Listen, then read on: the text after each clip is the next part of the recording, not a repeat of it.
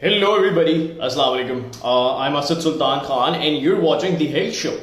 And today I'm super honored to have the member committee president of AIESEC Pakistan on board, Mr. Ahmed Haseef. He's just going to join in very soon and we're going to begin today's episode. This is going to be a mega episode. We're going to be talking about a lot of stuff. We're going to dive deep down into one man's journey through his university experiences of leadership, having experiences of going through adversities, going through a lot of stuff, and finally being a leader. It's very special for me, and we're going to start very soon. Hello Asad, how are you? I'm good. I'm good, Ahmed. How are you? I'm great. How's everything? Everything's going super great. Okay, perfect. Am I audible? Yes, you are audible, but we echo मुझे for some reason.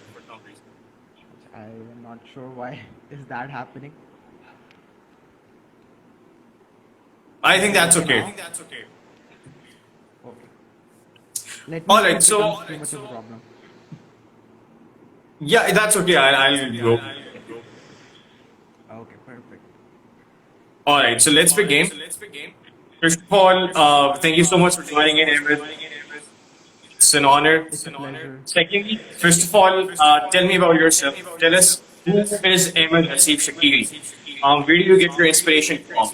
How do you remain so productive? How do you remain so creative? How do you remain so in the zone? Where do you get all this from?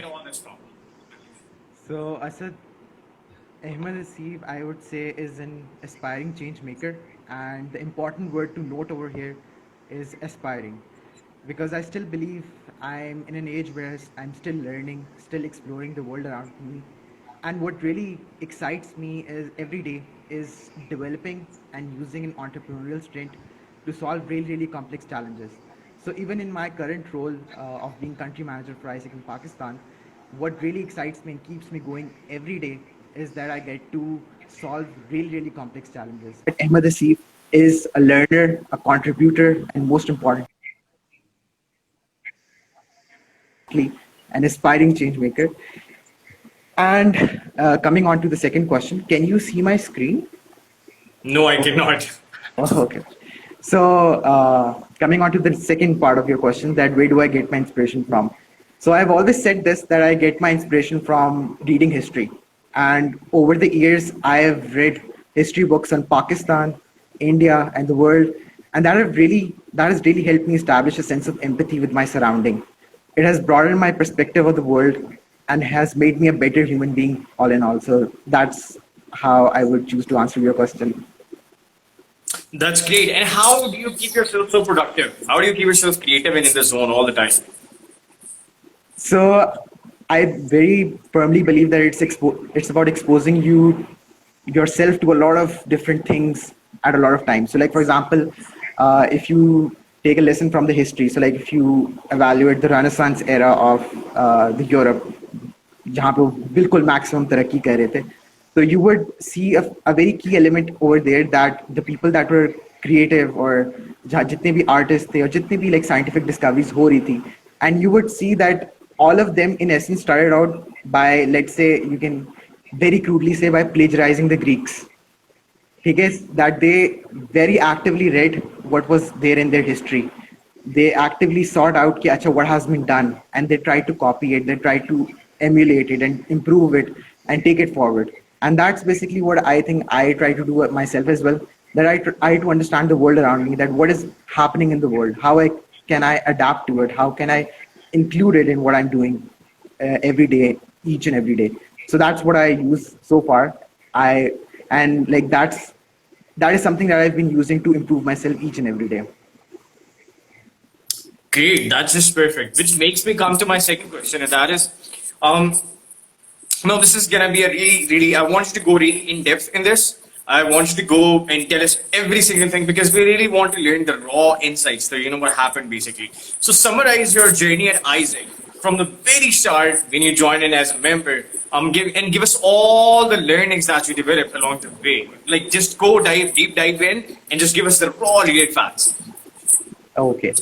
So I was recruited in 2015 as a member of AIESEC in Islamabad, and shy, insecure, and underconfident could be like perhaps a few words that you could use to describe me back then.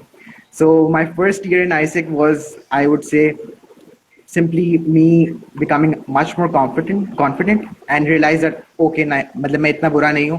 Like I can actually do something and be something in AIESEC. Because that was, I think, my first year was kind of that kind of a realization point for me. And later on, I made my way to the executive board of 2017-18, where I was an LCVP or a vice president for incoming exchange. And that was an year where I realized that it's very important to stand up for yourself. So, and that was basically because I had been confronted with a lot of situations where I was required to be bold.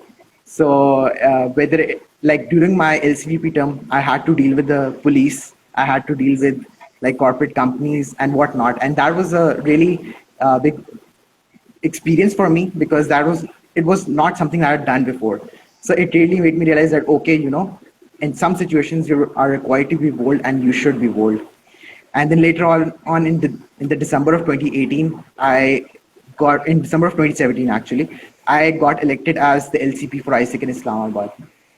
And this was one of the most powerful experiences that I had within AIESEC, where during our term, the one thing that we did that was considered impossible at the time was that we made like a separate LC called AIESEC Mass. It was super impossible and like considered that nahi, ye nahi ho sakta.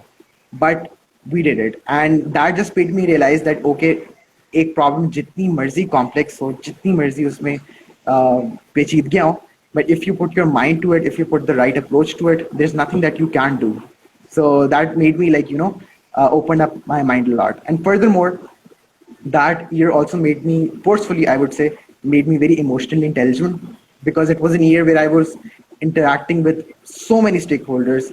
I was dealing with different crises and whatnot. And I was compelled to have a very good impression in front of everyone. And that really made me see everyone in a different light and understand, okay, where is this person coming from or kya cheez kis tarah se hai.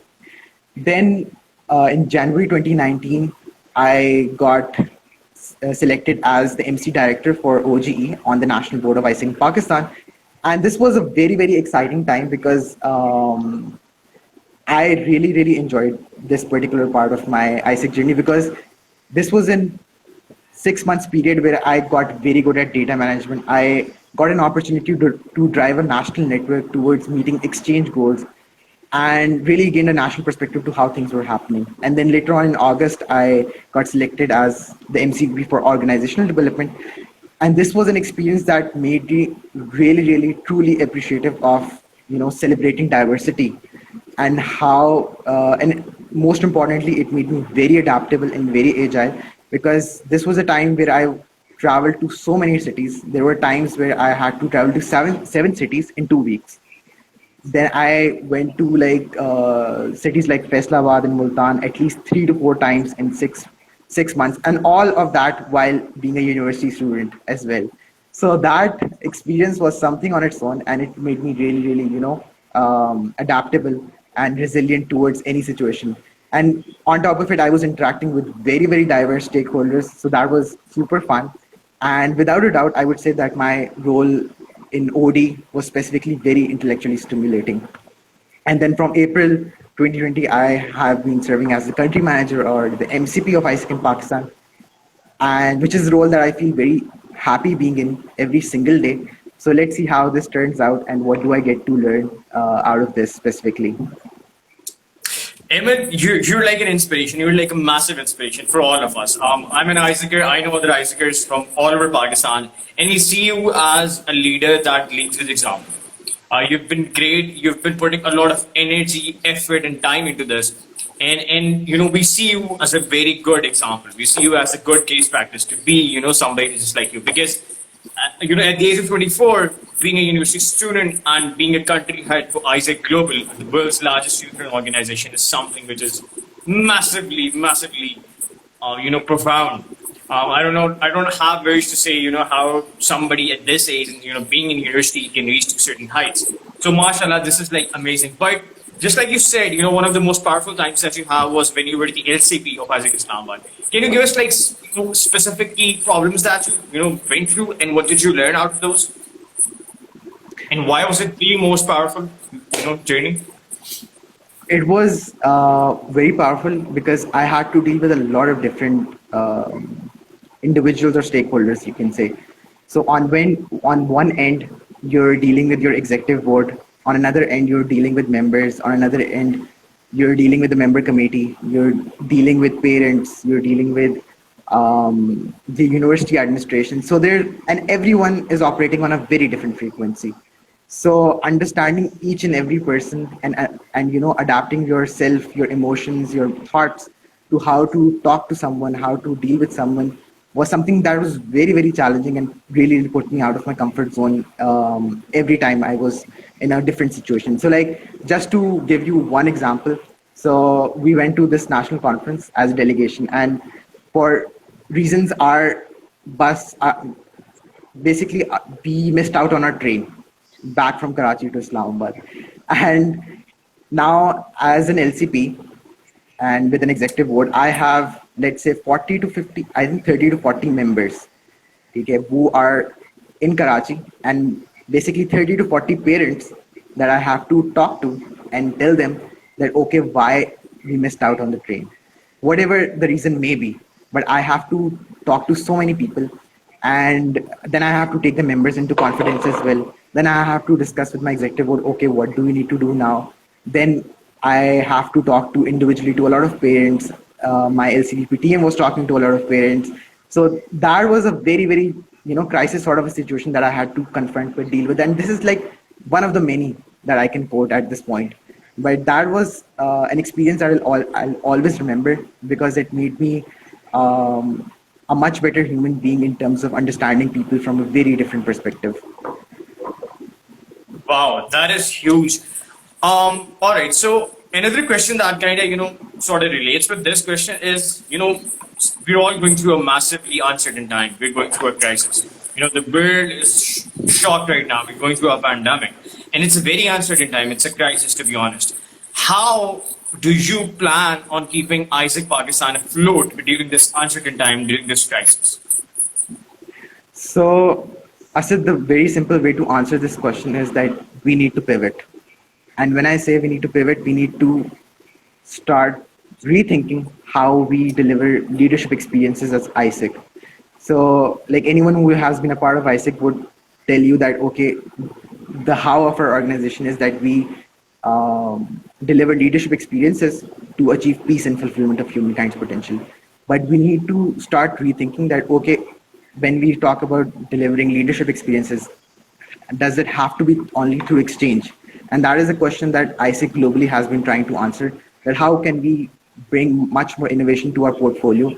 And just to give you an example that what AIESEC is working on globally, so we're working on remote internships at this point. We're piloting that globally, that how can we provide remote experiences to people that want jobs and experiences. Then we're piloting this one project called Local Talent, where we'll be collaborating with companies locally within Pakistan and provide them AIESEC members and AIESEC alumni for hiring. So like that kind of a value. And other than that, I believe we're also reaching a point where countries are opening up borders. So like Turkey is has opened up its border, and we have that facility to, let's say, look forward on how to, get back into selling our exchange programs as well. It has been a very massive that we are not on one source of revenue, one source of program, one source of delivering leadership experiences. And that is a direction that we're taking, whether it may be remote internships, whether it may be collaborating with local companies, exchange, or even having a business development portfolio where we can collaborate and give outreach to different companies for sponsorships. So that's how we intend to take the organization forward at this point. And on external front, I would say, on a product front. Other than that, we're also very much invested on how to ensure our financial sustainability, because that's super important. And other than that, HR sustainability, because if we don't have members within the organization, then AIESEC has no value. AIESEC's whole value is associated with the members that are a part of this organization. Great, Ahmed. And I totally agree with what you said, because the world has set into a new norm. We've all the world has changed. It's not gonna go back the same way, exactly the same way as it was pre-COVID. Um, this question just sort of popped up into my mind, and I wanted to ask you, for people who want to go into entrepreneurship, for people who have a lot of stuff that they want to do, and we're seeing a lot of startups coming up, just like it happened in the previous economic downtime. Being an MCP, learning all the way through, being a team member, to tier lead, to, vice president, to president, the member committee, all of these, so many experiences. If you have to tell somebody to start an organization, how can somebody do that? How can somebody do that? What is required? What pillars need to be there for the foundation, and how can somebody achieve that? So, I said that is a very good question, and it's a question that I try to answer every day for myself as well. Because as an individual, I would say that I am definitely, one day I aspire to be an entrepreneur myself, but I wouldn't say that I'm as equipped or as resourceful जितना मुझे होना चाहिए to reach that point. So it's like a question that I'm answering every day कि अच्छा हम कैसे मैं कैसे पहुंच सकता हूँ. But I'll share what I have been able to realize by this point. So if you want to be an entrepreneur, the one thing that is super straight and simple is that it's a very uncertain road. Okay, it requires you to be very bold. It requires you to be very very resilient and agile. And if you feel like that आप में वो अभी एक uncertainty को deal करने की capability नहीं है, तो I would say don't dive into it. And take the coronavirus pandemic for example. कि once this pandemic hit, अब जितने भी startups थे, and this is like an actual survey report, that the startups of जितने भी पाकिस्तान में हैं या दुनिया में भी हैं, they suffered less as compared to big companies, because the people that own these startups are much more resilient, much more agile, and much more adaptable. And it was very easier for them to pivot and revisit their business model, as compared to big companies that struggled a lot in revisiting their business models.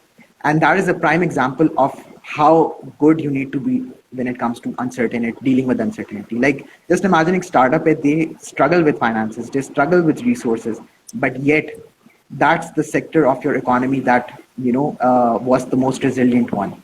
So, and I think that says a lot. All right, great. Thank you so much for this insight, Ahmed. Since you're in the health show, my next question is: how do you perceive health and wellness in today's society? The basic culture that we have in Pakistan, and what reform do you think is needed? So, health and wellness has always been something that I've perceived as a luxury. चाहे वो पाकिस्तान में हो या चाहे दुनिया में हो. Like you and I, if we even classify ourselves as a middle class or an upper middle class, we can very conveniently acquire medical services. But it's not the same for everyone in this country, especially if you imagine it, that there are a lot of people living below the poverty line, and not everyone has the same access as you and I would. So that has been, I think that is a very big concern that we should take up. And what I found inspiration in terms of reform has as per my limited knowledge. So I was reading up on this public-private partnership model that is being used by this hospital. It's called, if I'm not pronouncing it wrong, it's called Narayana Hospital in Bangalore in India, where the government subsidizes healthcare by providing an insurance net. So the government sponsors the insurance, and then the private sector builds the infrastructure to deliver on that subsidy and to provide services to the people. And through this model, they have been able to subsidize healthcare so much that if you want to get a surgery or anything of that sort, you can compare the prices in India, you can compare the prices in the rest of the world, and you would realize that it's very very much cheaper. So that's something that I found very very fascinating. But then again, the real challenge is that how do you reduce the cost of providing healthcare in your country and even in the world? That's great. Thank you so much for sharing this insight, Ahmed. I feel like this is a very profound distinction. My next question is the most exciting question of this show. And that is, if you have the time, energy, and money to do anything in this world, to keep yourself healthy, what would you do? So I believe I would swim. because Okay.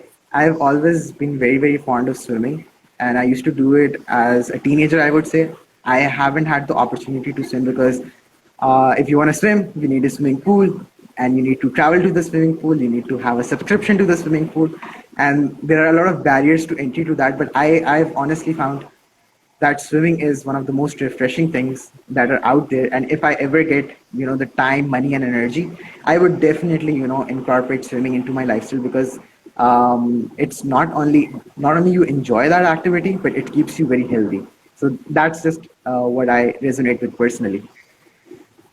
So you're gonna build a swimming pool inside your house, or you're gonna, buy a, luxury resort, and If I'm rich enough. you have all the time, you have all the money and even energy. You can do anything.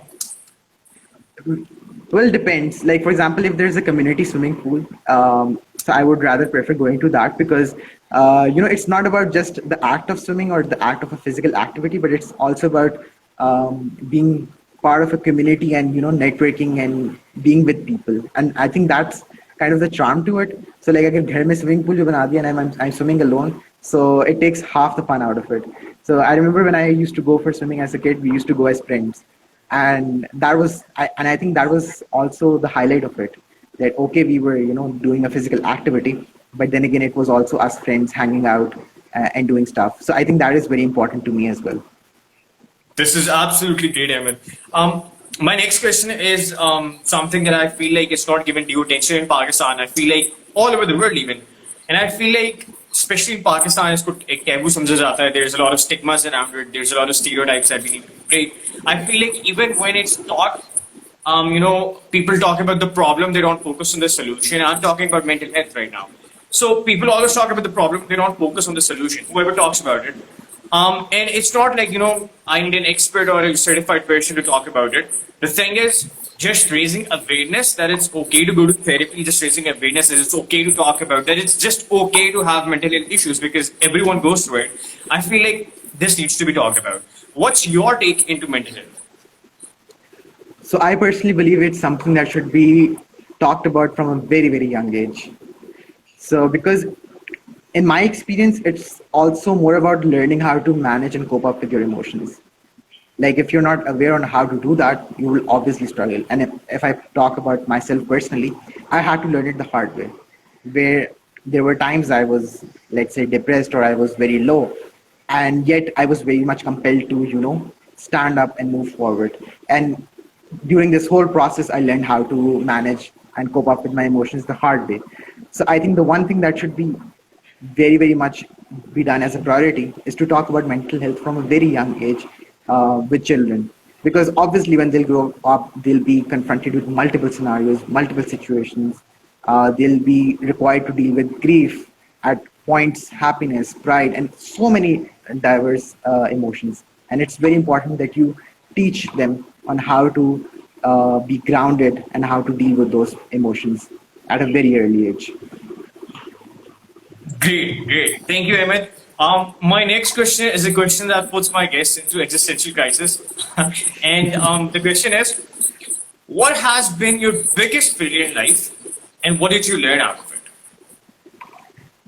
So I will believe that failing big is a privilege that I'm yet to have. So, like, you look at successful entrepreneurs and business individuals around the world, and you would marvel at how many times that they have had unsuccessful businesses and failures before they succeeded. And I look at them and I just wonder that what if matlab, I'm not doing enough to fail this much. So I very much, जो existential crisis है वो ये है मेरे लिए होगा कि अच्छा क्यों मैं मतलब should I be failing this big, or am I doing something wrong, क्या मैं इतना effort नहीं कर रहा. But if you talk about the last 5 years, I think there have been a lot of small failures, but I think the one big failure that really impacted me at the time was when I got out of school and I had zero clarity, zero awareness on how to apply for universities, because my school never really facilitated me in that regard. So, and eventually I ended up taking a gap year, and all of that time where I was just absolutely blank on where I was in my life, it made me realize that it's very important to be aware, it's very important to be detail oriented, it's important to read books because I gave the SAT and I sucked at the critical reading portion of it. And I was like, well, like, I should not be this bad at it. And most importantly, it made me realize that it's very important to be prepared to the last detail of everything. So that is something that I feel like that has still influenced me to this very day. But I would very genuinely say that as I move forward, I look forward to that how I can put myself in as many uncomfortable situations as I can, because like I mentioned, failing big does seem like a privilege that I would love to have at this point, and learning from it because it teaches you the best lessons. This is great. So you basically, essentially, you look forward to failing because it always comes with a lesson, right? Because nobody ever learned from a win; they always learn from losing. Yes. So it's like how much effort you're putting. Like आप एक दफा गिरोगे, you learn from it, and you keep on doing that thing again and again, till you become very much professional. And like just imagine कि at this age, where I'm 24, I have this luxury. हो सकता है मैं अपनी 30s में जाऊँ, मेरी शादी हो जाए, बच्चे हो जाए. हो सकता है at that point I might not have that luxury of failing. But at this point, I feel like that I have the time, energy, and हर चीज़ है, तो I should be going as out as I can to learn as much as I can. All right. Before I move on to my next question, tell me about this. If Ahmed Haseef Shakil hasn't been to Isaac, would he be the same individual as he is right now, and why not? I believe Ahmed Haseef would have been a different individual, but not necessarily in a bad sense. So the experience AIESEC provides you is very unique, and it definitely changes you for the good, and it changes you in a very very special way. But but like for example, if I had a different journey, if I was in a different experience, then I would have a different journey, different learnings, and a different personality perhaps as well. So, and I can only say with certainty that what that path might be, but I do know for sure कि हाँ मतलब it would have been very very different. All right. And I want to really ask you this, and that is, okay, if somebody wants to be at your position right now, if somebody's just a team member, looking far ahead above the mountain and seeing you there, and he or she wants to be there, what advice have you for that person? So my advice would be कि the mountain सिर्फ देखने में it seems very daunting, it seems very overwhelming, but the only difference between, let's say, me and anyone who's like looking at the top is the difference of time. Okay, so I've spent 5 years in this organization, and it took me 5 years to get here. And yes, in these 5 years, I had to, be very dedicated, be very committed, and do a lot of things, and work for hours on weekends and whatnot. And I would just say that if you do the same, if you reflect on your experiences, and if you very positively go by your AIESEC journeys, then you can very easily reach at this point. इतना उसमें कोई मसला नहीं है. It's just about how you, with what attitude do you progress within this organization, or any organization for that matter.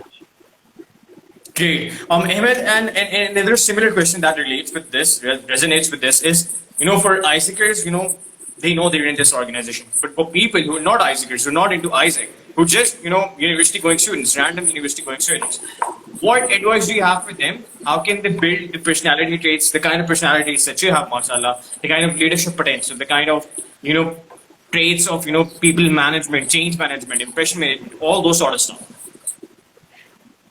So I very firmly believe that AIESEC is not the only organization, or the only platform, or the only avenue that you can use to make yourself a better version of yourself.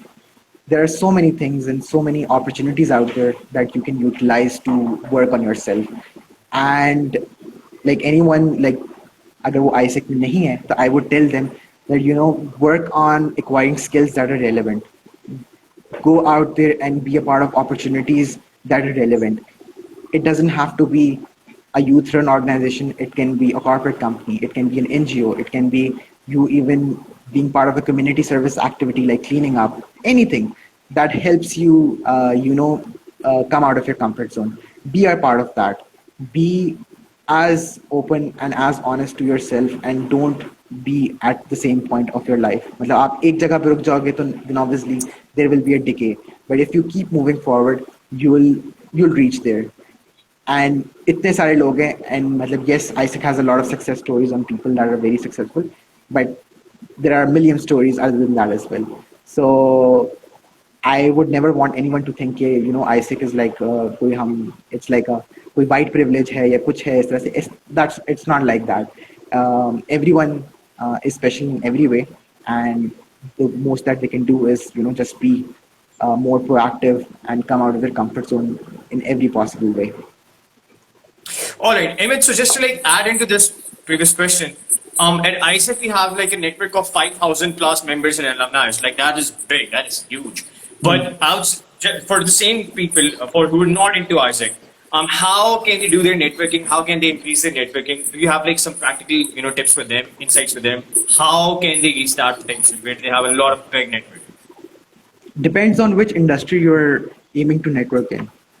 So let's say if I'm an aspiring entrepreneur, the easiest way for me to network is that, like, for example, if I talk about Islamabad, because that's where I live, you have the National Incubation Center. You have a lot of incubators that host a lot of events. ठीक है, चाहे वो pitching events हो, चाहे वो fundraising events हो, चाहे वो different events हो, just go and be part of those events. Okay? And if you can even talk to one person or even two people on those events, you're networking. Okay? And that's how you start basically. That's how you get the ball rolling. So it's basically about recognizing the networks that are already existing and then being a part of it. जाहिर है आप पहली दफा जाओगे तो आप जाहिर है आप वहाँ चीफ गेस्ट तो नहीं होगे, पर ये है कि it's about starting slow. And इसी तरह, for example, if you have any industry or sector in mind, identify the different events happening around you. Like, for example, if you are interested in the digitization of Pakistan, there are tons of events where that talk about digitization within the country. Seminars hote hain, different networking opportunities hote hain. Just be a part of those. Great. Thank you so much, Amit, for these insights. My next question is, how can somebody be more self-aware, in your opinion? How can someone be more self-aware?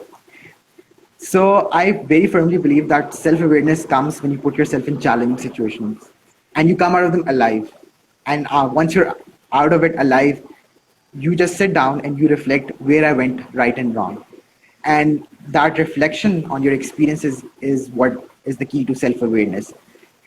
कि आप सिर्फ वो बात है कि आप अंधों की तरह से भी काम नहीं करें, आप सोच रहे हो, because वो बात है कि at some point life gets very very fast and you just have to sometimes slow yourself down and reflect कि अच्छा where are you going right and where are you going wrong, and that's what helps you to improve yourself, helps you to recognize कि आप किस तरह से चीज़ों को बेहतर कर सकते हो.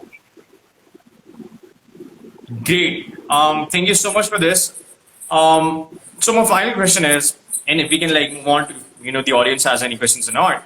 If you could develop one thing in yourself, just one ability, what would it be and why? So it would be for sure digital skills.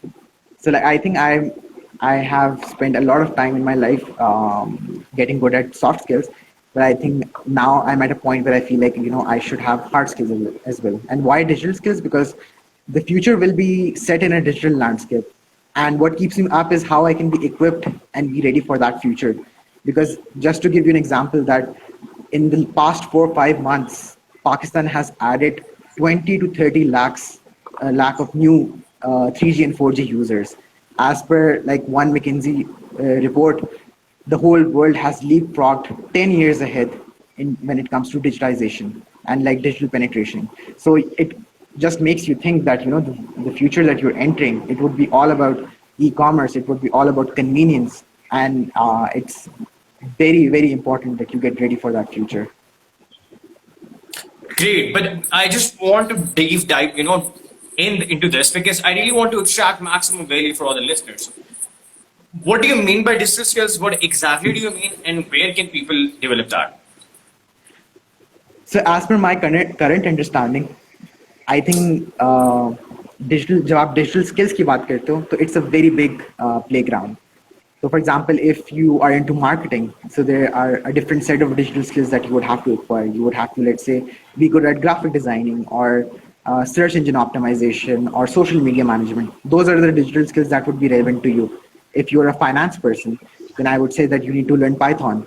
You need to learn programming languages. You need to be very good at, let's say, Excel or Power Pivot or any of these softwares that can help you be much more competitive and much more skillful. And just to give you an example, that Coursera released a report where they outlined that Pakistan is the country that is least competitive when it comes to a workforce that is equipped to compete with like people around the world. So basically, हमारे लोग like we don't have the skill set as a country to compete with the world at this point.